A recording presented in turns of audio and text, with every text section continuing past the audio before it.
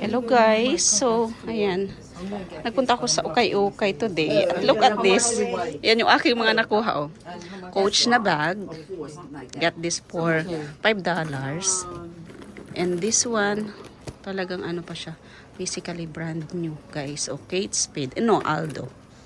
And this one is, ayan, kita nyo yan, ang ganda.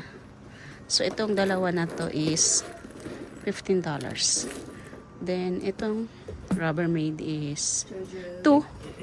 And look at the dress, look at that. Oh, brand new dress for $4. I'm sorry, I'm sorry.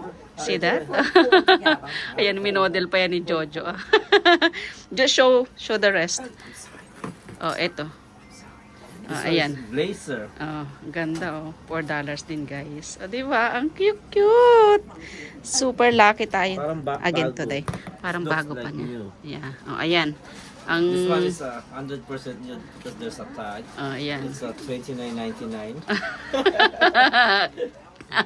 Ang galing. Guys, ito talaga yung But pinaka she bought for only $2, right? Just kidding again. And this one guys, oh. Tingnan nyo yan ha. Saan kayo makakabili ng murang ganyan? O, diba?